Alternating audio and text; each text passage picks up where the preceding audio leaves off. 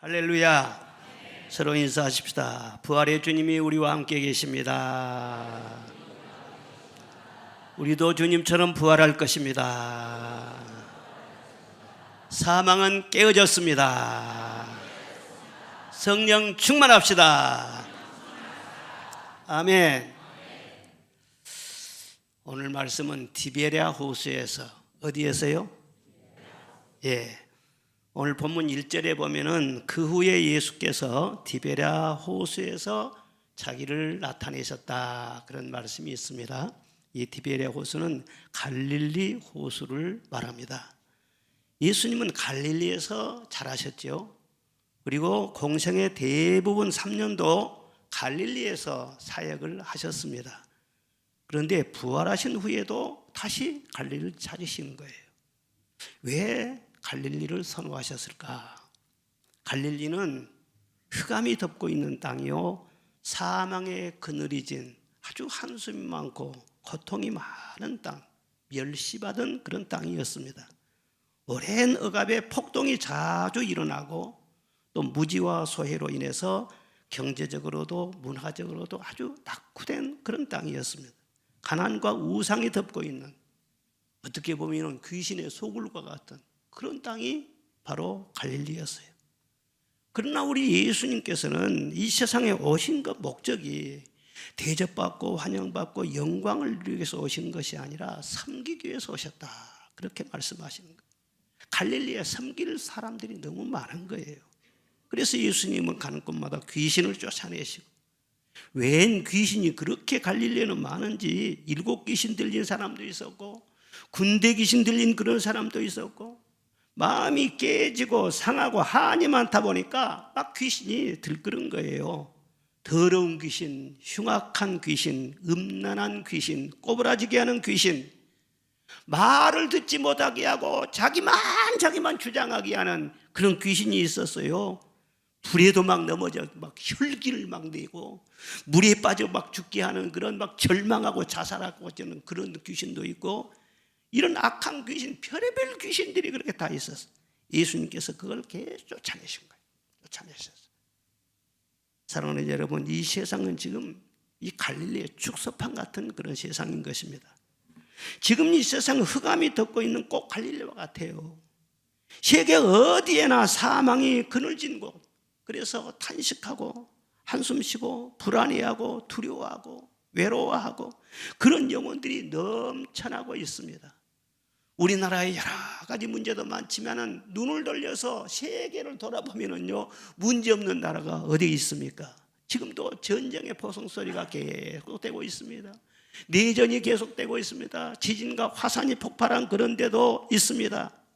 그런데 흑암이 덮고 있는 갈릴리에 큰 빛이 되신 우리 주님이 오셨기 때문에 그것은 영화로운 땅이 된 줄로 믿습니다.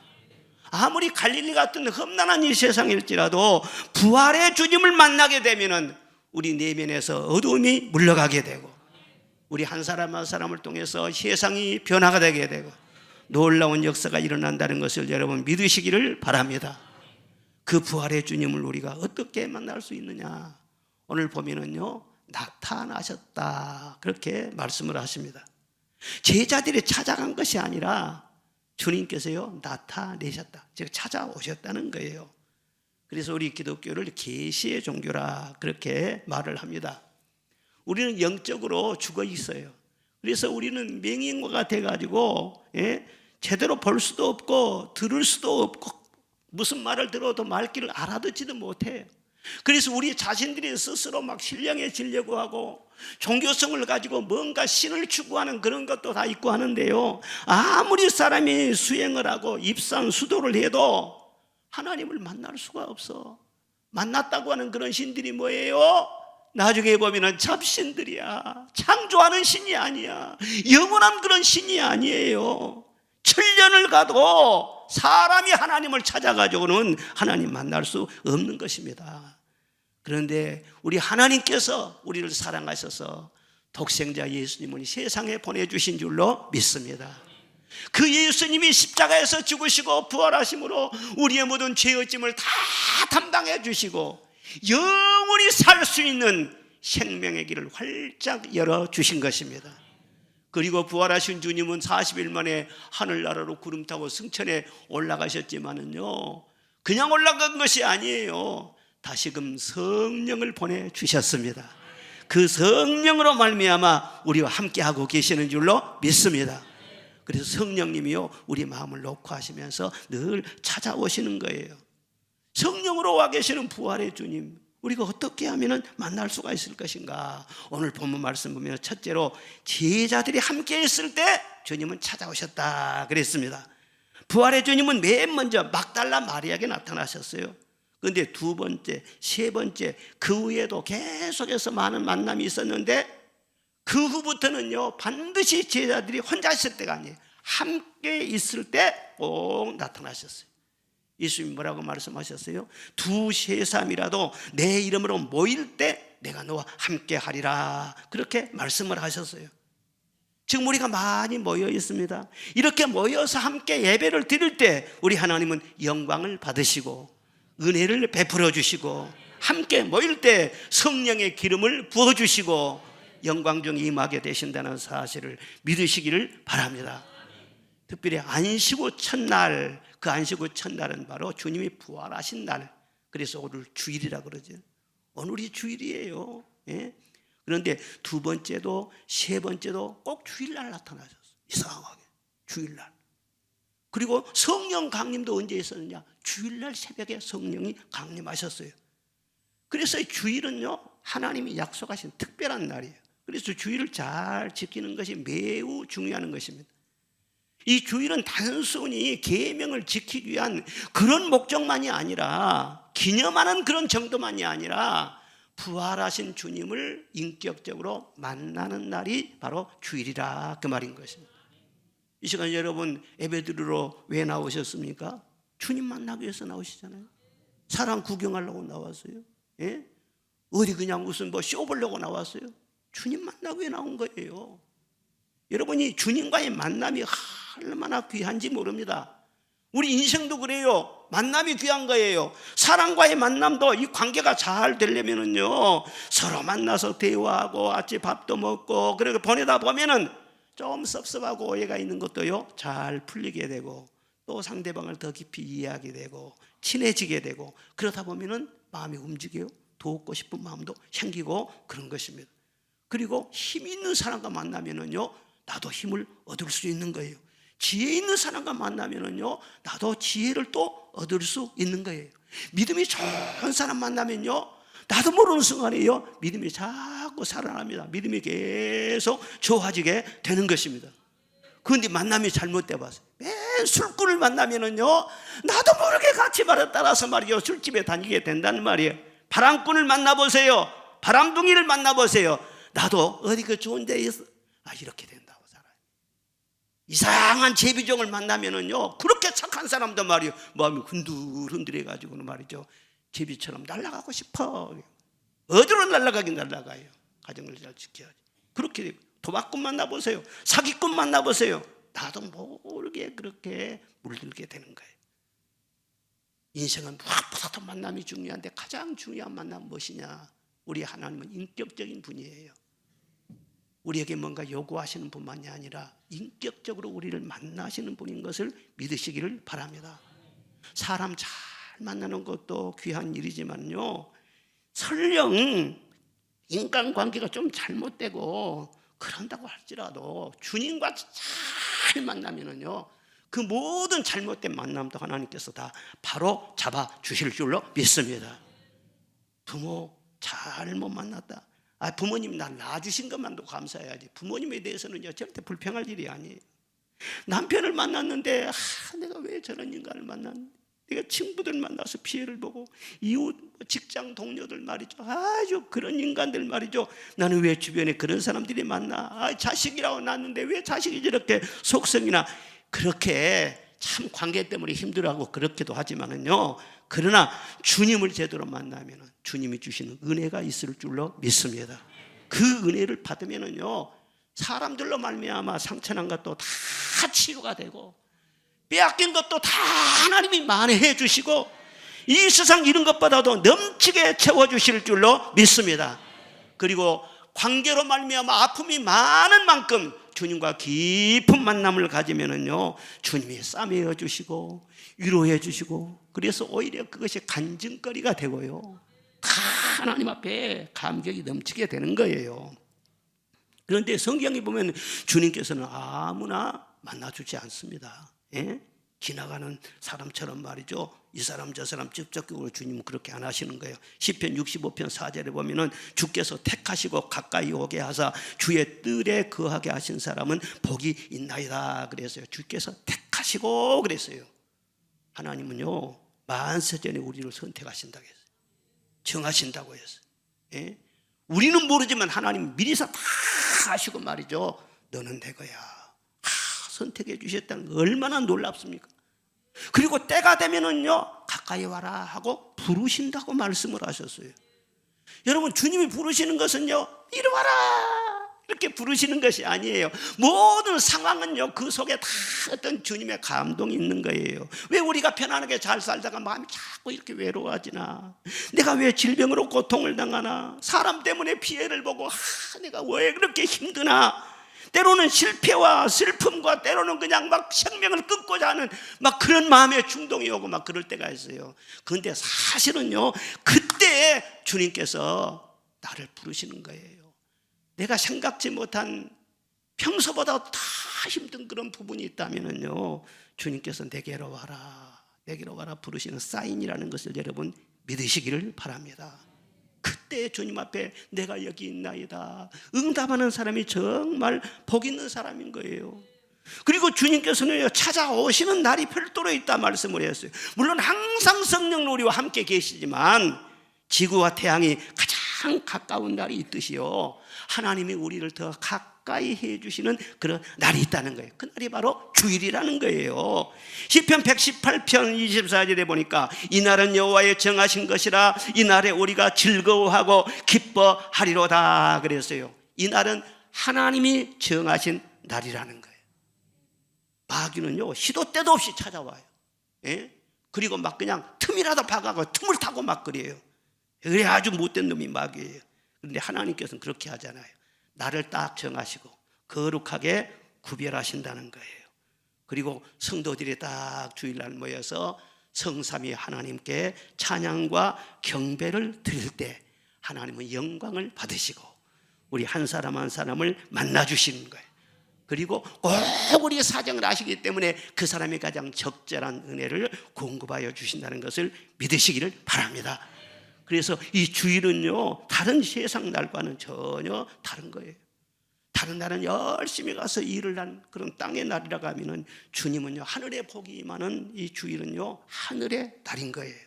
하늘에 계신 하나님을 영화롭게 하기 위해서 하나님의 자녀가 하나님 앞에 나와서 세상 근심 걱정 무거운 짐 다 내려놓고 하나님을 부르면서 예배드리는 날이 거룩한 주일인 줄로 믿습니다. 이날 하나님은 영광을 받으시고 우리에게 은혜를 주시는 것입니다. 능력과 복을 주시는 것입니다. 세상을 이기게 하여 주시는 것입니다. 이날 우리만 만났다 흩어져 버리면요, 무슨 예배 드리는 것이 의미가 있겠어요. 그런데 이날 예배를 드릴 때 하나님이 우리를 만나 주신다는 거예요. 예배 드리는 다음에 은혜를 제대로 받으면 살맛이 나지 않아요? 힘이 솟구치지 않아요? 세상 문제가 있을지라도 문제가 되지 않잖아요. 할렐루야. 이것이 바로 하나님을 만난 증거인 것입니다. 어떤 사람도, 병든 사람이나 소망이 없는 사람이나 죽은 사람이라 할지라도, 아니 골짜기에 마른 뼈들처럼 됐다고 할지라도 주님을 만나면 살아날 줄로 믿습니다. 가물함에 많은 땅에 단비가 내리듯이 주일날 은혜의 단비가 내리면 우리 심령이 살아나게 되는 것입니다. 우리의 일터도 살아나게 되는 것입니다. 곳곳에 주일날 예배를 드리면서 하나님의 은혜의 단비를 내려주시면 이 나라에도 단비가 내릴 줄로 믿습니다. 나라도 잘 될 줄로 믿습니다. 영혼이 잘되고 범사에 잘되고 강건하게 되는 날이 바로 이 성전에서 예배를 드릴 때 하나님으로 말미암아 부어진다고 하는 것입니다. 그런데도요, 요즘 현대인들이 이런 주일은 안정에도 없고 이렇게 복받은 길이 있는데도 불구하고 이 날을 무시하고 엉뚱한 길로 가는 그런 사람들이 얼마나 많아요. 그래서 살아있지만은요, 진짜로요, 하나님 떠나면은요, 인생 자체가 짐이 되는 거예요. 환경을 보면 행복하게 살아야 돼. 그런데도 행복한 줄은 몰라요. 가정이 파괴되는 일이 많아요. 기쁨이 없어요. 감사가 없어요. 평안이 없어요. 인생을 비관하고 죽고 싶은, 자살하고 싶은 그런 사람들도 많고, 세상에 은혜가 없으니까 헛된 욕심만 부리다가 다른 사람에게 피해를 주고 자기도 그 욕심에 상키운 바 돼가지고 인생이 비참하게 되는 그런 일들이 세상에 얼마나 많은지 모르는 것입니다. 여러분, 그런 것을 좋아하지 마시기를 바랍니다. 하나님 없이 세상 잘 나가는 사람들 부러워하지 마시기를 바랍니다. 마음대로 사십시오. 그러나 하나님의 심판이 있을 줄 알고 사십시오. 마음대로 살고 그대로 끝난다고 하면은요, 얼마나 세상이 험하겠어요. 그런데 하나님은 보시고 심판하십니다. 할렐루야. 주일날 그냥 다 좋은 데 있다더라, 어디 가자더라, 막 비행기 타고 차 타고 어디로 돌아다니고, 너무 주일날 무시하고 놀러 다니는 것도 여러분 너무 부러워하지 마시란 말이야. 예? 사람이 쉰다고 해서 진짜 편하게 쉬어지는 것이 아니에요. 마음에는 근심 염려가 무겁게 누르고 있는데 어디 좋은 별장에 간다고 해서 편안해집니까? 마음속에는 죄짐이 무거워지고 있는데 어디 그냥 바다를 보면서 휴양한다고 편안해집니까? 내일을 생각하면 내일이 그냥 깝깝한 거예요. 불안이 많은 거예요. 근심이 많은 거예요. 내일에 대한 확실한 보장이 없는데 진정한 쉼이 오느냐, 그 말인 거예요. 여러분, 인생은 간단하지 않습니다. 예? 좋은 데 간다고 쉬어지는 거 아니에요. 그런데 주일날 와서 하나님 앞에 예배를 드릴 때 내가 감당하지 못할 인생의 죄짐, 무거운 근심과 걱정과 모든 염려 다 주님께 맡겨드리고 주님을 의지하면 주님께서요, 우리를 해치는 대적을 막아주시고요, 하늘문을 또한 열어주시고요, 땅의 기름진 축복으로 함께하여 주시고요, 주일날 이런 모든 역사가 일어나는 거예요. 우리 영혼이 새로워지는 역사가 일어나는 거예요. 사랑하는 여러분, 주님 앞에 가는 그날까지 주일을 귀중하게 여기고 주일을 지키시기를 주의 이름으로 축원합니다. 찬송에 보면 그런 찬송이 있어요. 주의 기쁜 복음을 모두 듣게 하시고 주의 은혜 베풀어 위로하여 주소서. 주님 오실 때까지 이 날 지키리로다. 주님 오실 때까지 이 날 지키리로다. 할렐루야. 어쩌면 이렇게 노래도 잘하는지 몰라요. 주님을 만나지 못해 이런 찬송을 내가 배울 수가 있겠어? 예? 니나노하고 육자빅이나 배우고 그러지. 예. 주님 만나는 그날까지 이 날을 지킵시다. 할렐루야. 그리고 두 번째로는요, 대화를 했다는 것입니다. 오늘 4절에 보니까 날이 새어갈 때 예수께서 얘들아 너희에게 고기가 있느냐 물었어요. 그때 없나이다 제자들이 말을 했어요. 그러니까 예수님이 말문을 여셨고 그 다음에 대화를 쭉 이끌어 가시는 그런 장면을 볼 수 있는 것입니다. 고기가 있느냐 없나이다. 이 간단한 대화, 이 간단한 대화 속에 사실 인생 문제를 푸는 열쇠가 들어있는 거예요. 주님은 우리 사정과 연약함과 어려움을 다 아십니다. 아시면서도 물으시는 것입니다. 너 건강하냐? 너 요즘 네 가정 평안하냐? 너 일하는 일 잘 되고 있냐? 너 힘들지 않니? 주님께서는 한 사람 한 사람 하나님 물으시는 거예요. 우리를 절대 도매금으로 취급을 안 하세요.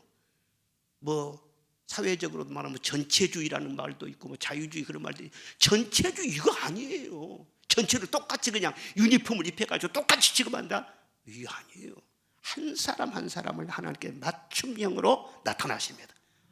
맞춤형으로 하나님께서 만나주십니다. 다 우리 사정을 아세요. 그럴 때 주님이 물으시면은요, 없나이다.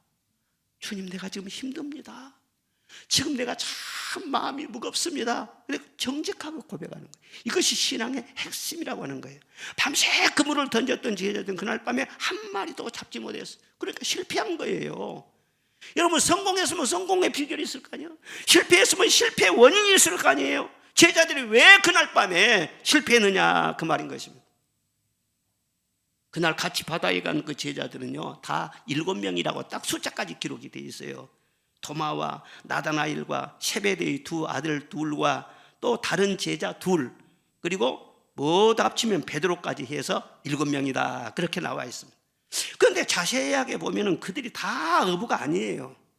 예? 몇 사람만 어부고 나머지는 어부가 아니에요. 그러니까 물고기를 잡지도 못해, 그물질 할 줄도 모르는 그런 사람들이에요. 그런데 베드로가 나는 물고기 잡으러 가노라 하고 나가니까는요, 나도 가노라 그냥 따라서 나선 거예요.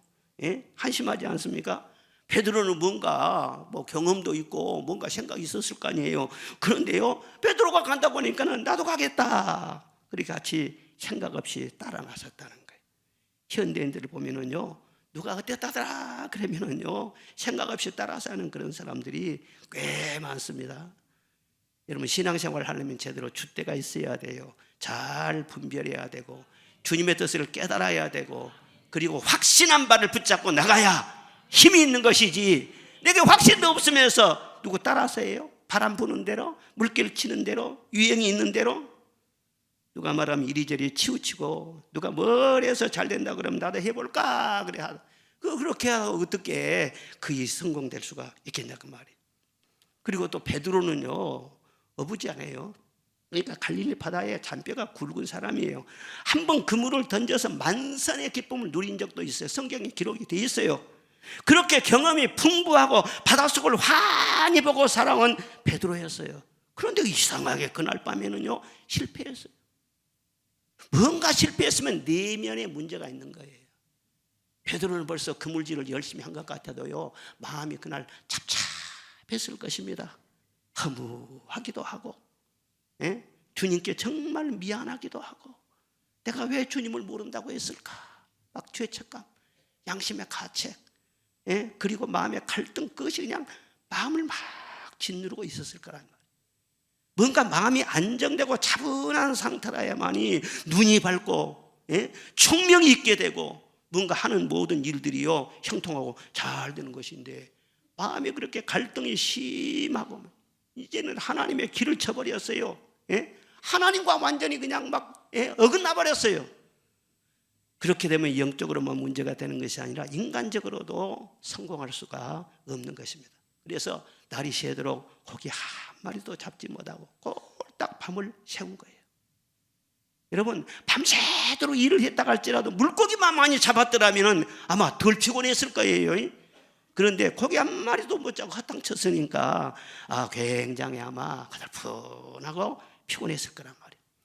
그런데 그때 다 포기하는 그 순간인데 한 사람이 바닷가에 나타나신 거예요. 그리고 배 오른편에 그물을 던져라, 그리하면 잡으리라 말씀을 한 거예요. 주님께서는 여기 물고기 있다 하고 물고기를 준 것이 아니라 물고기 잡는 법을 가르쳐 주신 거예요. 여기 성공이 있다, 성공을 준 것이 아니라 성공할 수 있는 비결을 가르쳐 주신 거예요. 배 오른편에 그물을 던져라 말씀을 하셨는데, 우리가 주님의 말씀을 잘 알아들은 거예요. 들어야 되는 거예요. 여러분, 오른편, 왼편 꼭 그것이 문제가 될까요? 그 이전에 문제가 있는 거예요. 오른편이나 왼편이나 깊은 데나 얕은 데나 그게 문제가 아니에요. 예? 그것은 주님이 말씀하신 방향을 가르치고 있는 것입니다. 성공은 어디 있느냐? 말씀 안에 있는 줄로 믿습니다. 하나님 안에 있는 줄로 믿습니다. 그래서 지금 이 순간에 주님이 뭐라고 말씀하시는가, 그 말씀을 잘 듣고 그 말씀대로 순종할 때 성공이 이루어진다는 거예요. 지금 이 순간에 오른편이라고 한가 왼편이라고 한가 그거 잘 들어야 돼요. 그 순간에 오른편이라고 딱 던지란 말이에요. 그때 하나님이 역사하신 거예요. 왜? 하나님은 창조의 하나님, 모기도 하시고 흩트기도 하시고 있게도 하시고 없게도 하시고 살기도 하시고 죽이기도 하시고 아프기도 하시고 싸매기도 하시고, 그 갈릴리 바다의 모든 물고기 말이죠, 하나님께서 그 오른편으로 다 모이라 가면은요 안 모이겠어요? 모든 만물이 하나님의 말씀이 복종한데 가자 하나님이 가라고 하신다 모두 가가지고 오른편에 딱 대기하고 있는데 확 그물을 던지니까는요 한꺼번에 153마리나 그렇게 잡았다. 아, 참 재밌지 않습니까? 모든 권세가 하나님 말씀 안에 있다는 것을 여러분 믿으시기를 바랍니다. 베드로가 바닷속을 유리알처럼 다 들여다본 그런 경험이 있는 사람이었지만은 하나님이 허락하시지 않으면은요 한 마리도 잡을 수가 없는 거예요. 예? 어디 고개가 있는지 알 수가 없는 거예요. 그래서 실패했지 않습니까? 사랑하는 여러분, 이 세상에 밝고 세상 일에 노련하고 그런다고 해서 꼭 성공한 것은 아닌 것입니다. 수고를 많이 하고 고생을 남보다 더 많이 했다고 해서 꼭 공을 많이 들이고 인내했다고 해서 꼭 성공한 것이 아닌 것입니다. 말씀이 있는 곳에 하나님의 역사가 있다는 것을 믿으시기를 바랍니다.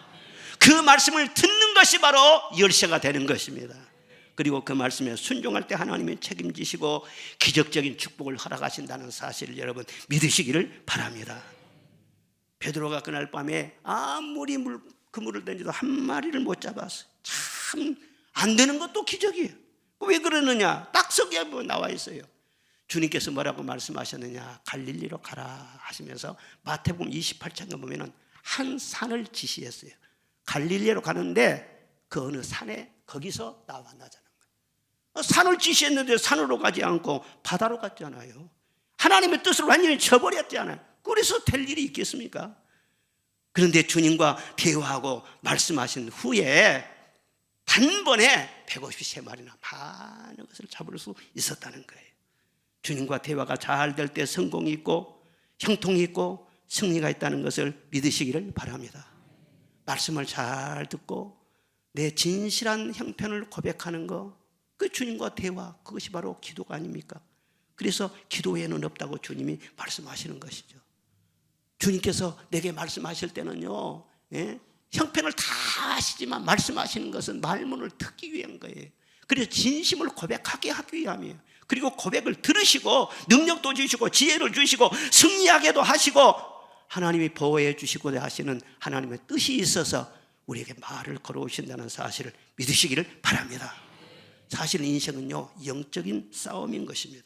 영적인 싸움에서 이기는 자는요 모든 거 다 이길 수 있어요. 그런데 마귀가 막 틈을 타지 않아요? 그런데 마귀에게 허를 찔리면은요 그냥 좋은 거 다 이룰 수밖에 없어요. 그런데 마귀를 이길 수 있는 그 완전한 방패, 마귀를 물리칠 수 있는 핵폭탄과 같은 그런 위대한 권세가 어디 있느냐? 바로 기도 속에 있는 거예요. 그래서 매일매일 기도해야만이 나라도 지킬 수 있고 가정도 내 심령도 건강도 지킬 수 있다는 것을 믿으시기를 바랍니다. 먼저 하나님의 말씀에 대해 항상 들을 귀가 있기를 바랍니다. 내가 경험하고 내가 알고 내가 체험했던 그런 것을 절대화시키지 마세요. 한 부분만 하나님께서 깨닫게 하여 주시는 거예요. 주실 축복이 더 있는 것을 믿으시기를 바랍니다. 그리고 항상 주님의 말씀에 귀를 기울여야 되는 것입니다. 그리고 괜히 포장하지 말고 괜히 어려움이 있어도 괜찮은 척 그렇게 표정 관리하지 말고 주님 앞에 솔직해야 되는 것입니다. 내 모습 이대로 주 받으옵소서. 날 위해 돌아가신 주 날 받으옵소서. 내 모습 이대로 주님이 아시지 않습니까? 주님이 아시지 않습니까? 진실을 토해야 돼요. 그 기도가 능력 있는 기도예요. 그럴 때요 문제가 맺히고 꼬인 것이 말이죠 술술 잘 풀리는 거예요. 어디서부터 풀리냐? 내 마음에서부터 풀리는 거예요. 마음에 기쁨이 생기고요 평안이 오게 되고요 소망이 넘치게 되고요 미움이 떠나게 되고요 원망이 떠나게 되고요. 할렐루야.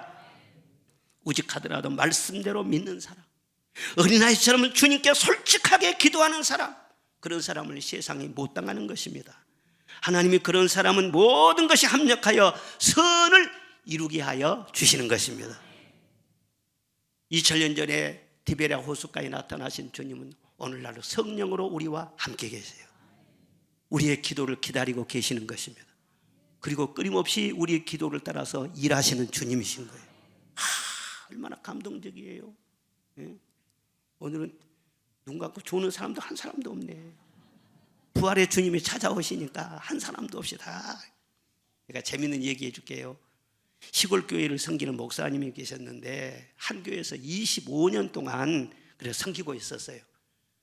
그러니까 뭐 봉사 줄 사람도 없지. 그러니까 승합차로 말이죠. 먼데 교인들을 이렇게 실어다가 와서 예배를 같이 드리고, 그리고 같이 또 실어다 드리고, 또 이렇게 하면서 목회를 지금 꾸준히 해 오신 거예요.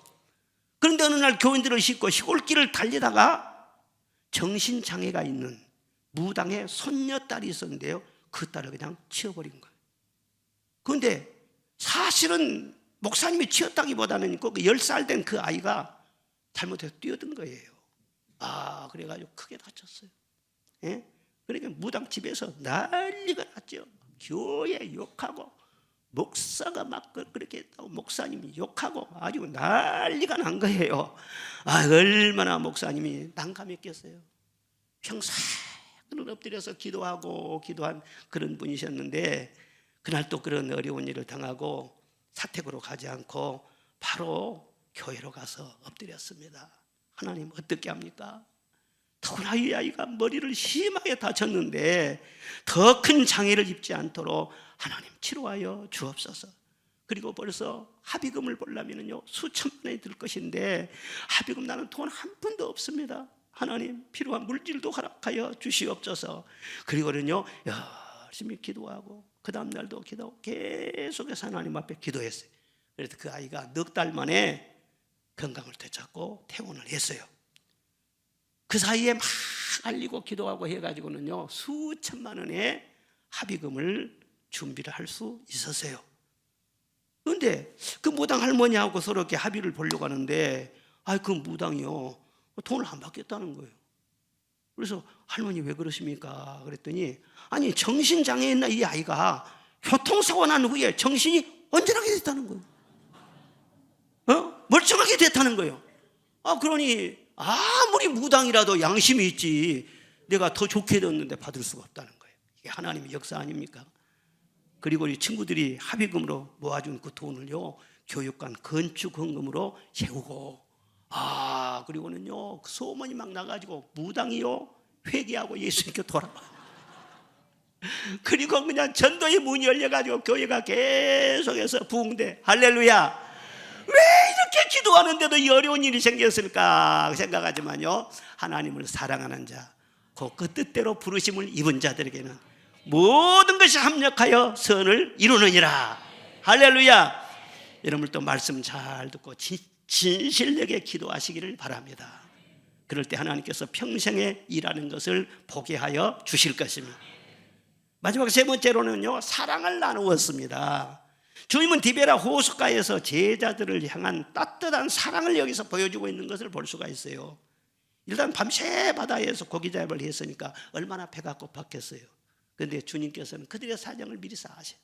그리고 숯불에다 구운 떡과 생선, 이 조반을요 다 준비하신 거예요. 그리고 피곤하고 춥고 배고픈 그들요 딱 육지로 올라오니까는요 와라, 밥 먹어라, 따뜻하게 영접해 주셨어요. 그냥 물속에서 말이죠 첨벙첨벙하고 다녔는데 모닥불이 있으니까 얼마나 따뜻했겠어요. 그래서는 모닥불 사이로 다 이렇게 제자들을 모은 거예요. 사실 모닥불 그러면은요 베드로에게는요 아주 마음속에 상처가 있어요. 빌라도의 궁전에서 이 모닥불 쬐다가 예수님을 3번이나 부인해 버렸잖아요. 그 기억이 생생히 있을 거예요. 모닥불 딱 보는 순간에 아마 그 기억이 아마 떠올랐을 거예요. 그런데 예수님께서는 그 숯불을 다시 피워가지고는 그때 그 분위기를요 다시 연출하시는 거예요.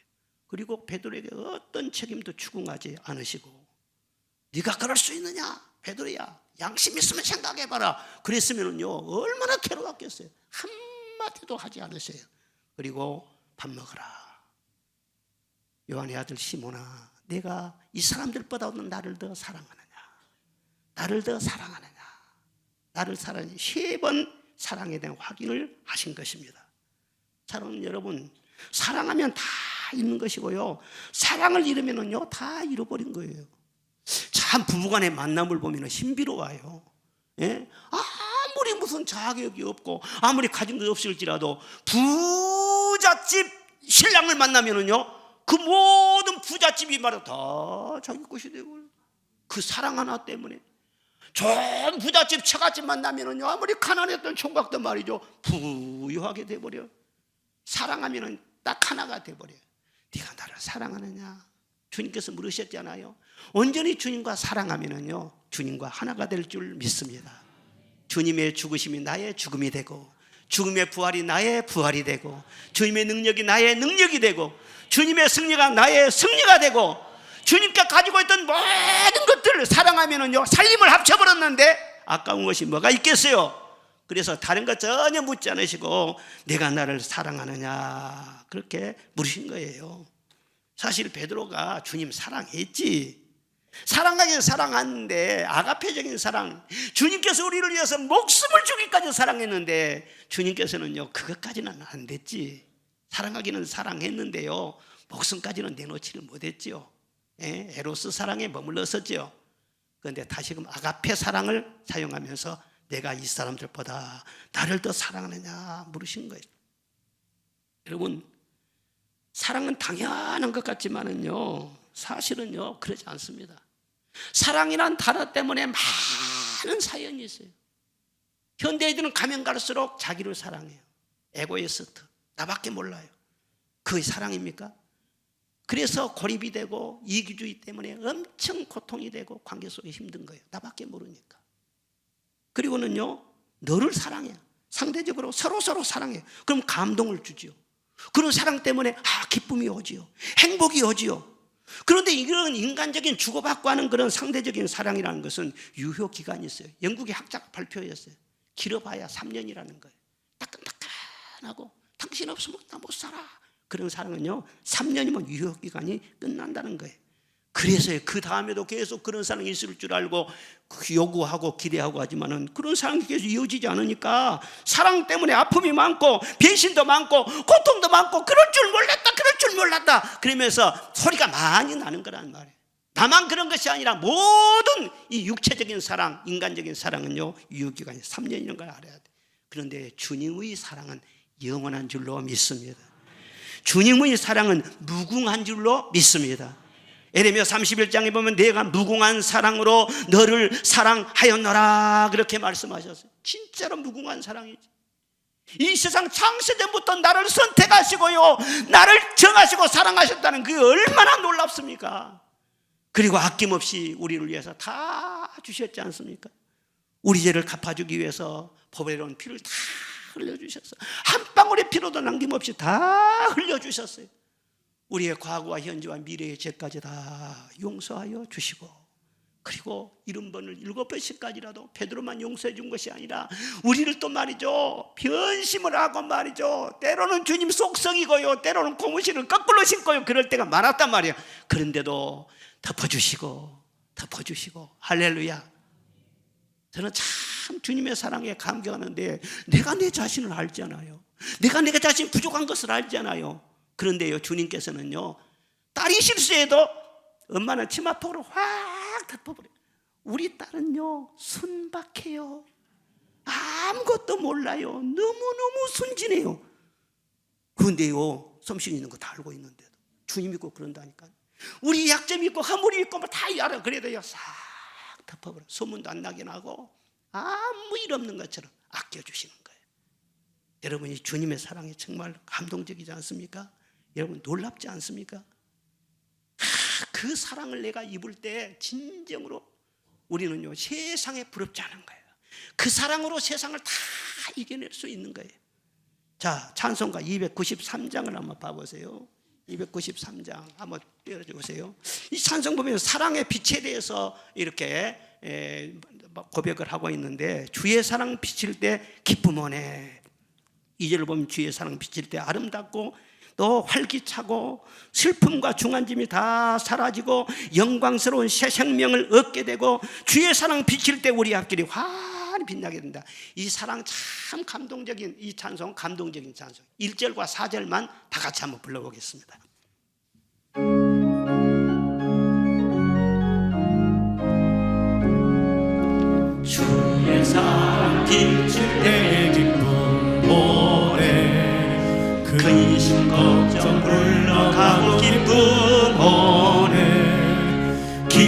찬송하게 하시며 희미한 것 물리쳐 주의 사랑 비칠 때 기쁨 오네. 아멘. 그 큰 사랑 내 마음속에 충만하게 비칠 때 찬송하네.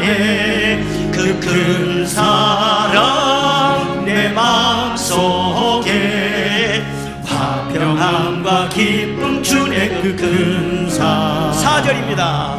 주의 사랑 비칠 때 그 광채가 찬란하게 우리 둘러비치겠네. 세상 모두 이기고 천국 생활할 때도 주의 사랑 비치네. 그 큰 사랑. 아멘. 그 큰 사랑 내 마음속에 충만하게 비칠 때 찬송하네. 그 큰 사랑 내 마음속에 화평함과 기쁨 주네. 그 큰 사랑. 할렐루야. 우리 주님의 사랑은 바다와 같은 사랑입니다. 샘솟는 사랑인 것입니다.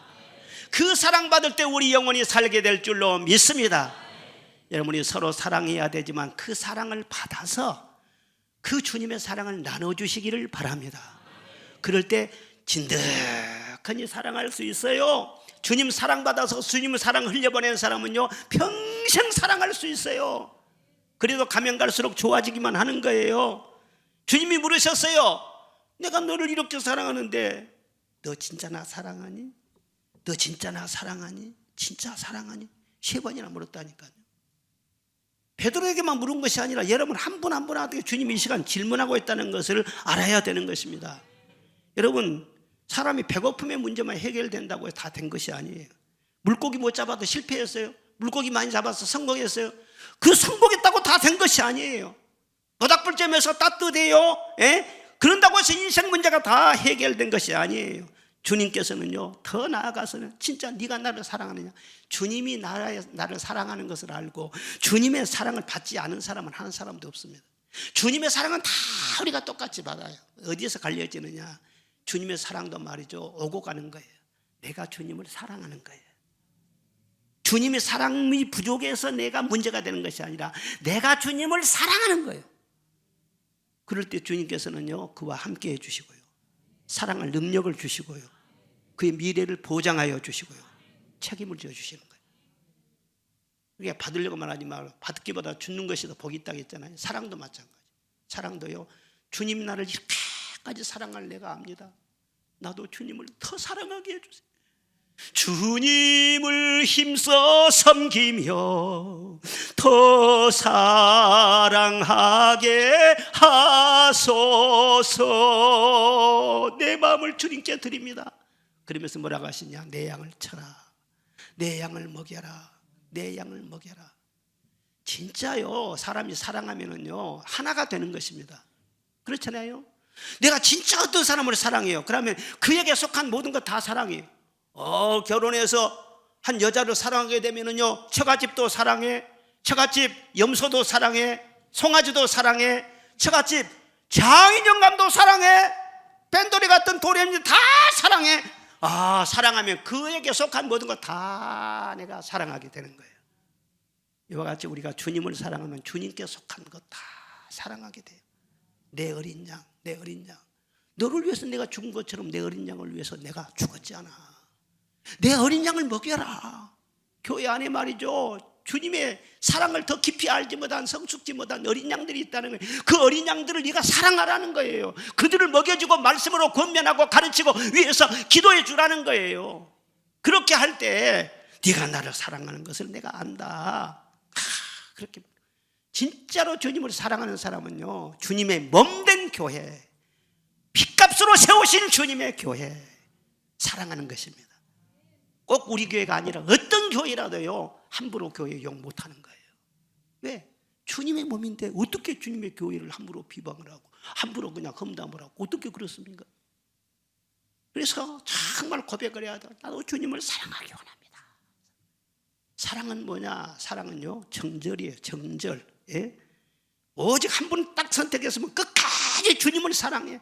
세상 살아가지 말고, 우상 살아가지 말고, 나를 위해 피 흘리고 죽으시고 사신 주님만을 사랑해. 어떤 박해가 온다 할지라도, 어떤 유혹이 온다 할지라도. 저는요, 이런 면에서 우리 나라 백성들은 참 복받았다 생각해요. 예.